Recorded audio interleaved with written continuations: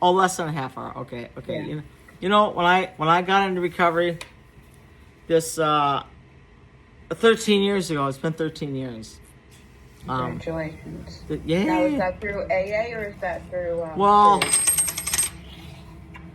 I went to NA. This is an NA. Oh, Because where I I got love the NA yeah literature. yeah they don't sugarcoat it No, they don't. because they I can't. think, I think that's the new modern big book, don't you? It's if Bill was alive today, it would have been written more like NA. Maybe. I don't know. I don't know. Mm-hmm. I mean, he would have had to have lived through modern things, and he would have a completely different personality. Yeah. You know, but I mean, this counselor, when I first got into recovery, I checked myself into treatment. It was an outpatient, and I asked him, you know, what's your rate of recovery? Because I'm gonna shop around for different places. There's nothing around me. It's the closest one, really.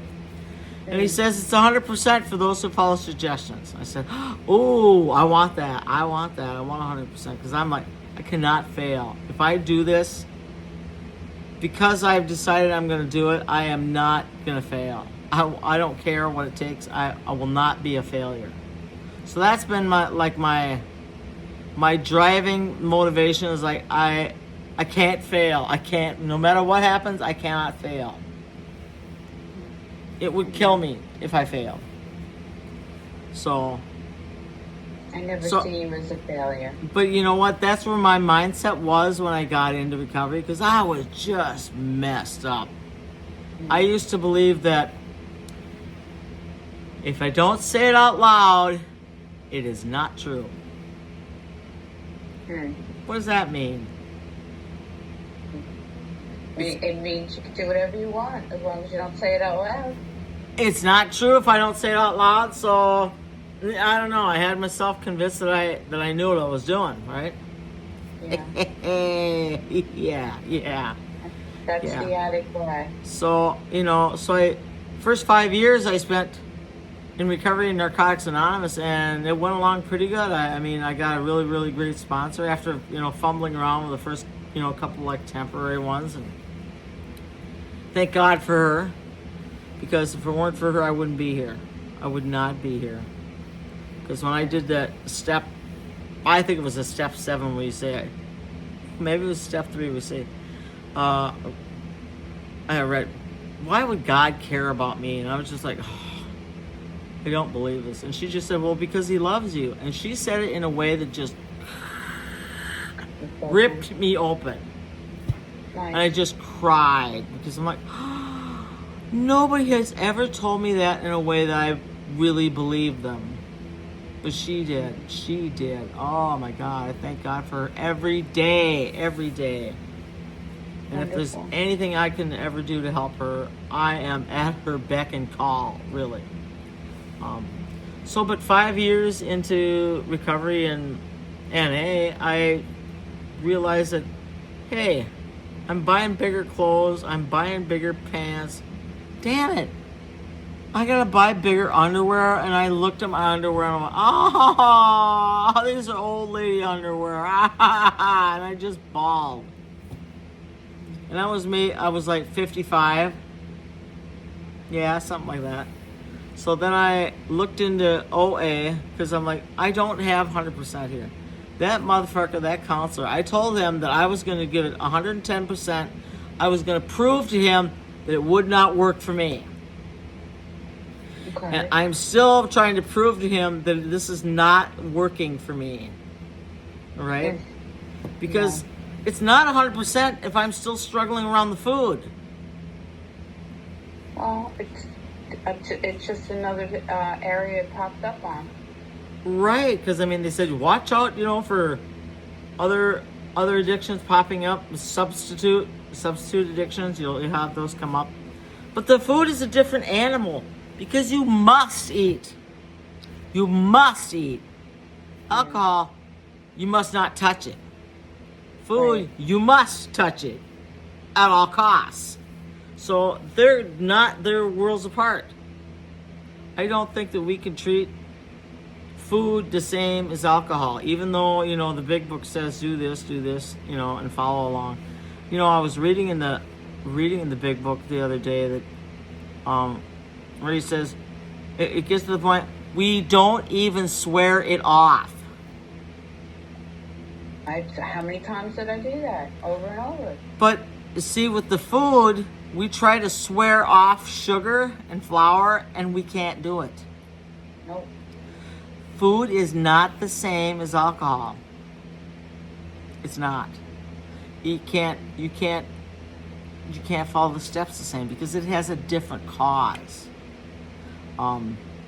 Even the ingredients, alcohol, I mean, depending on the kind of alcohol, it has, I mean, it's almost made of pure sugar with fermented stuff to cover it up.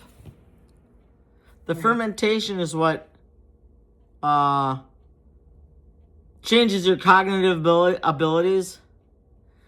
But I think it's the sugar content in the alcohol that drives alcoholics back to it. Yeah.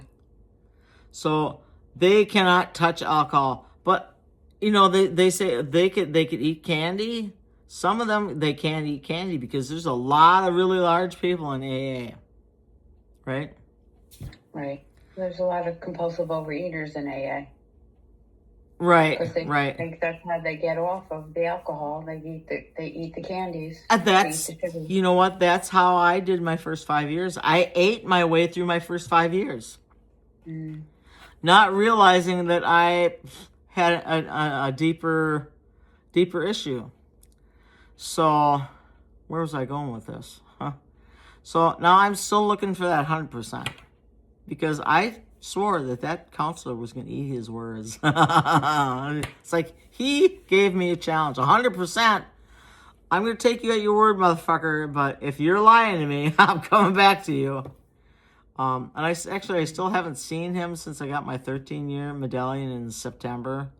So he wasn't at the meeting that he was normally at. He changed meetings, so I got to hunt him down. But about, I don't know, the last time I went into this food program treatment thing, I went in with a way different attitude. I just let myself eat and eat. Like maybe a month before that, I just let myself just not eat. I didn't shame myself. I didn't fight it. I didn't cry about it. I just said, okay, I give, Uncle. I'm just going to eat whatever. But, you know, until I got there, and I had a whole different attitude when I got there. So, I'm so grateful. Now I can eat the way I want to. Yeah. And is the food program that you were in, is it out of your state? Like, yeah. can other people I mean, people fly in from all over because it's the only one. They do that with Shift too. I have a lady that's really, really out of control in eating. Right. And she needs to go somewhere. But I don't know how much money she has to actually do it. And is she in Texas? No. Where's she at? I'm trying to figure out where she is. Okay. I don't know where she is. Okay. That's why I was asking you if yours is out of state. Like Minnesota only. But I mean, if she could get here, then they only do it once a month. They only have it once a month because they use the family quarters of a treatment center, and the family quarters are usually for AA people or recovery. Once a month for 5 days, we have it for food recovery. So the next one is information on that, so I can send it to her. Yeah, I mean the next session is going to be December 10th through the 14th, and I'm going to be there. Nice. Yeah, 10th through the 14th. If she could go, how much is the cost? It's not cheap. It's $1,500 or $1,450. Same thing, yeah. But 5 days, they take care of you. They take care of all the food. They take you through steps 1, 2, and 3, and it's a very, very in-depth 5 days of just immersing you in okay, you're gonna get here and you're gonna get baptized into this new way of life, pretty much, yeah. So and then after you do that, do they have an aftercare program? They have meetings twice a week, and one Saturday a month where you can hop on with other people who've been to that food program. It's a treatment, treatment center. And I think that's what you need. So right. I'm gonna and you come out of there with like 11 or 12 other people in your group, because when we're there in December, there'll be 12 or 13 people besides the facilitator, and she'll have like a second, number two, helper, teacher's aide, kind of, yeah. So there'll be like 15 people out of that group she'll have that she can connect with. Okay. And we all like work together and hang on together. I mean, the more open you are about talking to the other people in your group and keeping connected with them after you leave is crucial. Because if you leave there and say, "Oh, it didn't really happen," you're not going to go far. I mean, you have to hang on as tight as you can to the other people that were there with you, because you can break free. You can break free of this disease with help. But lots of help. I mean, it's more difficult than alcohol because you have to eat. You have to. Right. So, is there a place you can look for it online? Yeah, it's called CORMN.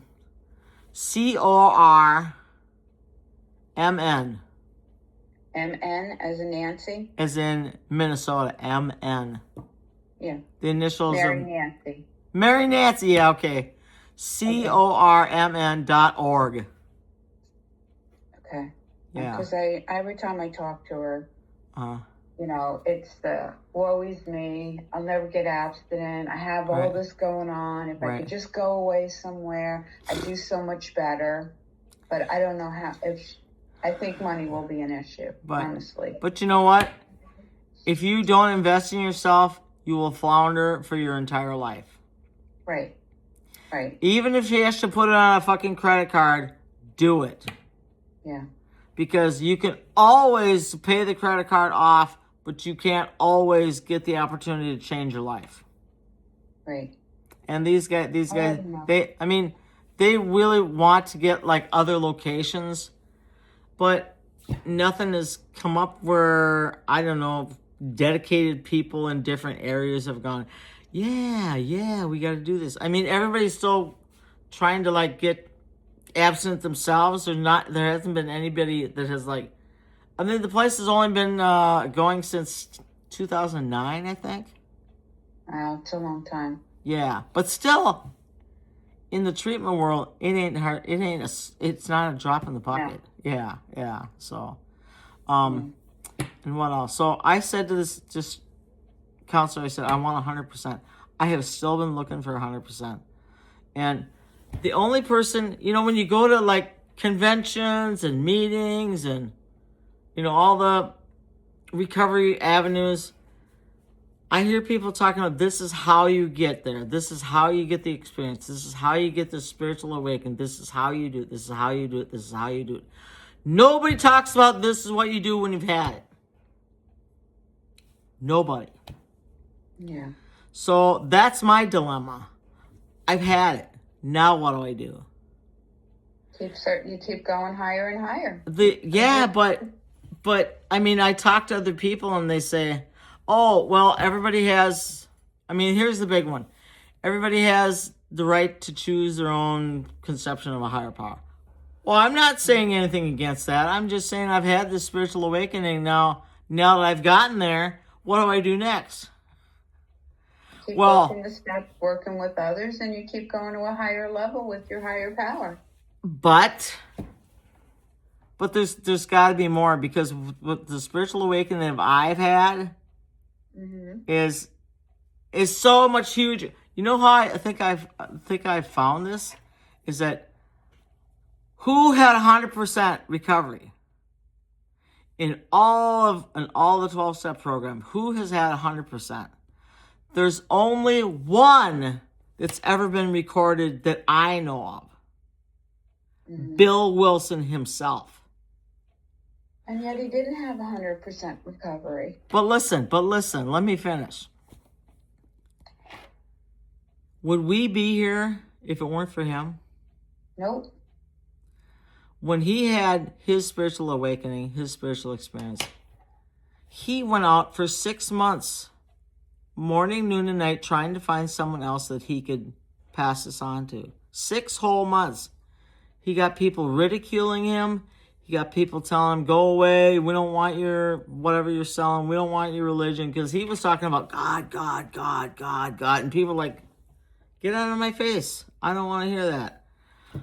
It was 6 months before he found one guy that he could pass it on to.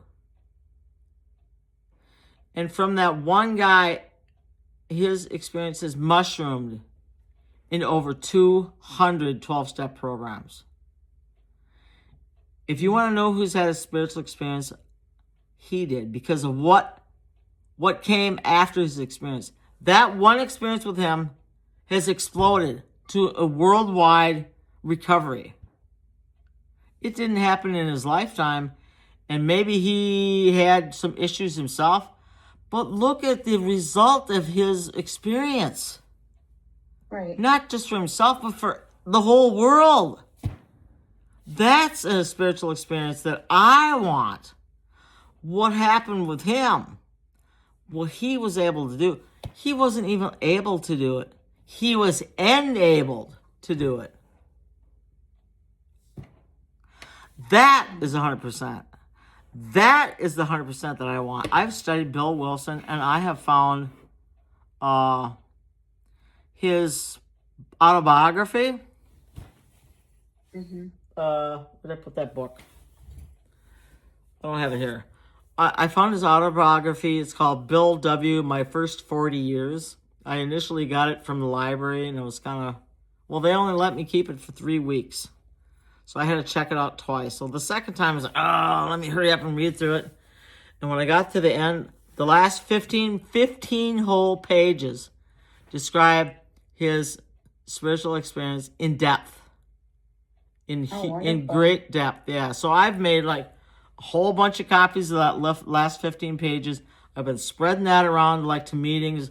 I actually flew out to the Power of Big Book, that convention they had for like, what is that? The Vision for You meeting? That phone meeting they had. I flew out there for the convention? with a bunch of copies of that, his autobiography, saying, you have got to read this. Because if you're looking for 100% recovery, this is what you want. Nice. You have to send me that. I would love to read it. And you know what? I put it on my YouTube channel. Oh, good. What's the one? I have it. I have like pictures of the book pages, and I read it. So you could actually read along and listen to me reading it. Nice. Which one is it? It's called, well, you know what? It's got a picture of Bill and Lois Wilson on the front. It's called, Bill Wilson's Expanded Spiritual Experience. Yep. Okay, I see it. Yep. Nice. Yeah. So you get to listen to me reading it. I love when you read it. I get so much out of what you do. I really do. Good. Yeah. So how did you like the OA convention? The Vision for You convention. It was really great. I mean, I didn't really get into like the speakers and stuff because I was there for something totally different. I'm like, I'm like the town crier. But they're all doing their thing, and I'm just waiting for people to come by. Hey, you want to know what Bill Wilson? Hey, let's check this out, right? So I gave away, I don't know, actually I went there with 17 copies. I came home with 2 yet. I still got 2 to give away.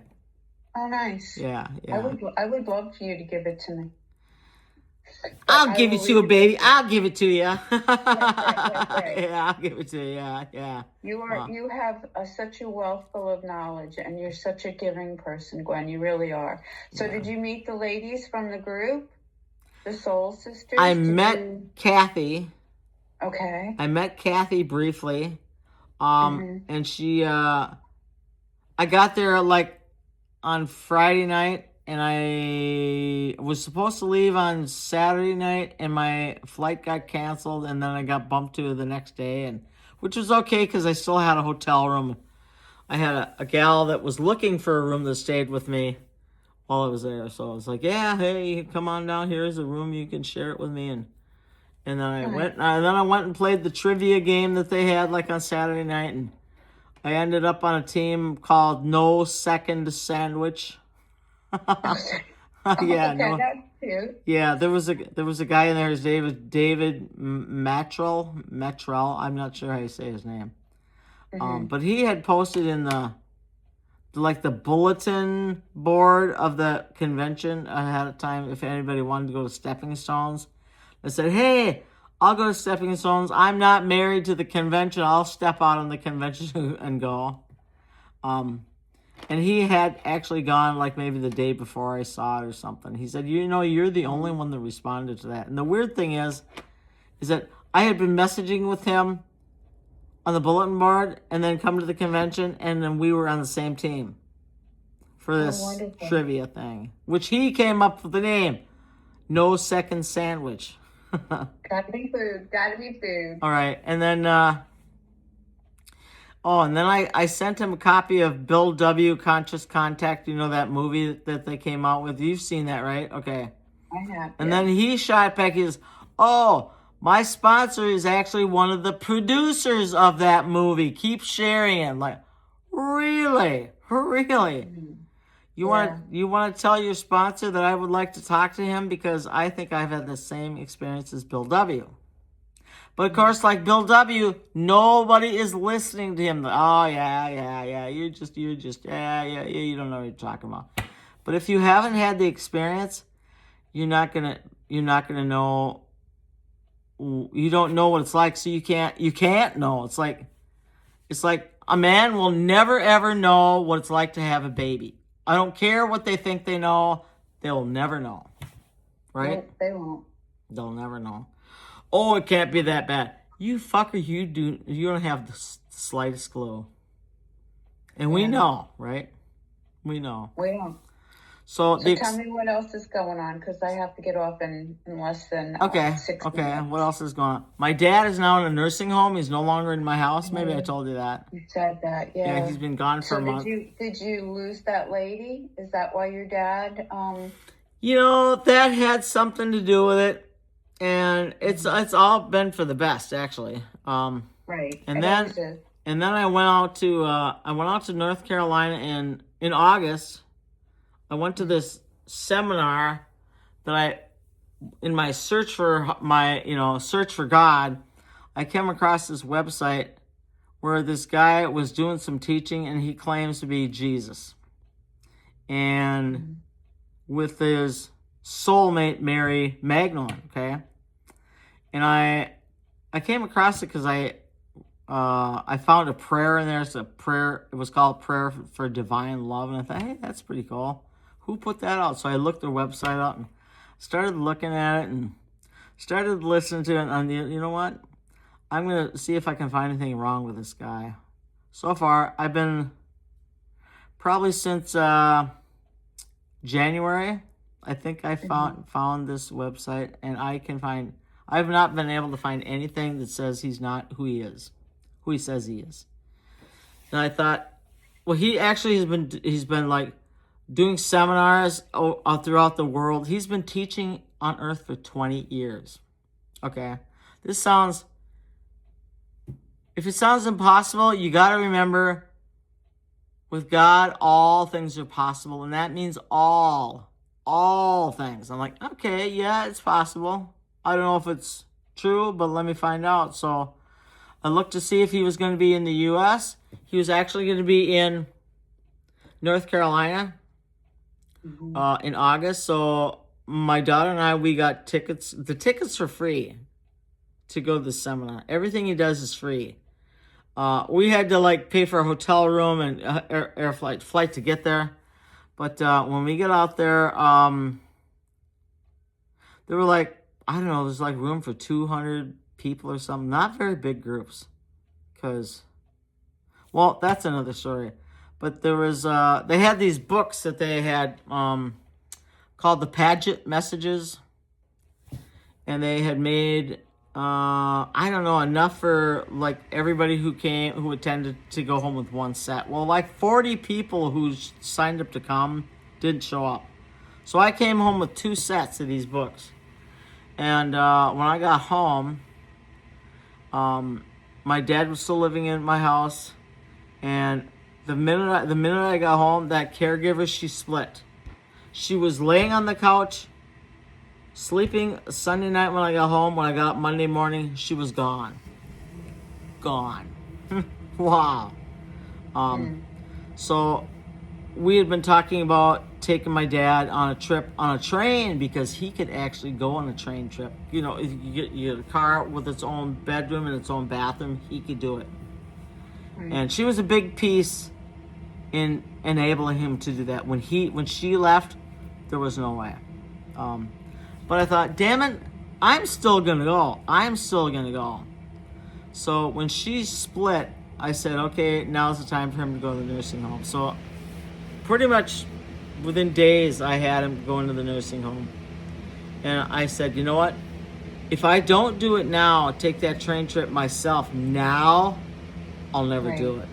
So I booked myself a train trip from Iowa to Green River, Utah. I don't know why, because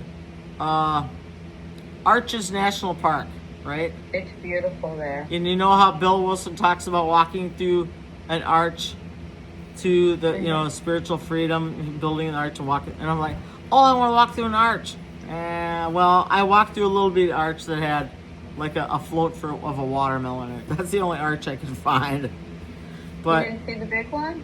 No, it would have been taken too much time to get out there, and I would have had to hire somebody to drive me out there, and it was too much. I didn't plan it to do that. I planned to just take the train trip, because the train trip was the thing.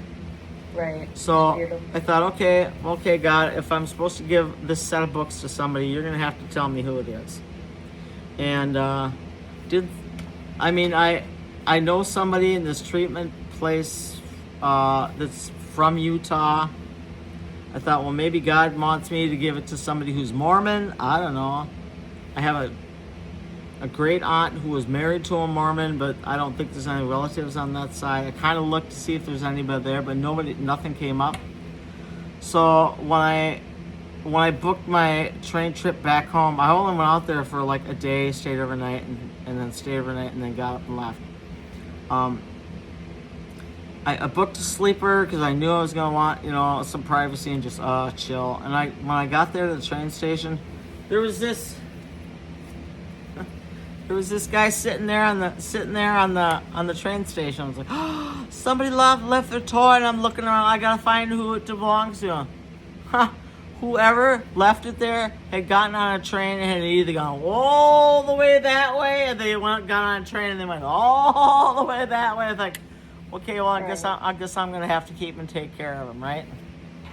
So I'm getting on the train, and I know I paid for a sleeper, and I show him my ticket, and the guy says, oh, well, you're in coach in number 63. I'm like, but I had a sleeper. And he says, oh, nope, you're in coach. I'm like, okay, all right. So I get on the train, and across the aisle from me on the train is this guy in seat number 64. Okay, I'm thinking we're in the first car, and seat 64. That's like 164, right? The number of pages in the big book, 164. I'm in seat 63 across from him. The guy talked all the way. Oh my God, he never stopped talking. And one of the first things he said was, the problem with people today is they don't read. They don't read books. He's talking about how he was a teacher and how he taught languages, English as a second language, and like all kinds of stuff that he's done. And I had like 25 hours on the train listening to him. He just went on and on. Like, I think this is the guy that these books are supposed to go to. So I didn't realize it until I got home. But this here, you know how sin is it's a description, an archery term for you missed the mark, right? Yep. So, you know what this guy's name is? Bullseye. It's because of his eye. He's cute. But see, in God's language, I hit a bullseye. I was out there to deliver. There's more. This guy was not only seated in like seat number first car 64, Right. he was getting off at the same stop I was. And I was driving right by his destination after he got off the train, which was like 50 miles north. Wow. Because he asked me, can you drive me to the bus station? Well, where are you going? Blah, blah, blah. Hey, I'm driving right by. I think I was supposed to find him and give him a ride from the train station back up to his destination, where I dropped him off at the library of all places. I'm like, when am I going to give him these books? When is he going to take a breath so I can tell him? He never, ever shut up. I can understand that. When I have to go, I got to drive my granddaughter. Okay, all right. I'm going to finish the story because I'm just so into it. I'll talk to you later, right? All right. Okay. It was great talking to you. Okay, all right. Okay, bye. Okay. Bye. So I get him to Iowa, to his destination. He says, drop me off at the library. And I get there and he still does not stop talking. So I go back out, get the van, and I write a two-way letter. Don't ask me to find it now. That would take me time I don't want to spend. So I write in there, God, well, what do I do? He says, oh, well, do what you intend. Well, what I've been thinking is that he asked somewhere along the way if I would borrow him $200 or a couple $100. And I said, oh, I'll just give you $200. So I thought, oh, okay, well, I'll go find a gas station and I'll give him $200. So I went and I got the $200 and went back to the library and put the money inside the first book. And went inside the library and got a chair and slid up there next to him. And, hey, guess what? I'm still here. I said, is there someplace that we can go and talk? Because I'm thinking I'll take him off to the side somewhere and kind of explain things to him. Like, oh, he wasn't having that either. He says, oh, can it wait? I'm looking at my bank account here. Okay, all right, here. So I plopped the bag of books there and I said, it's a good thing you like to read because these are for you. You are the reason that I went to Utah to find you, and these books are for you. I take out the first book, and I open it up where there's $200, and it's a good thing you like to read because you got a lot of read to do, buddy. Good luck. And then for the first time since he got on the train in Green River, Utah, he was speechless. For the first time.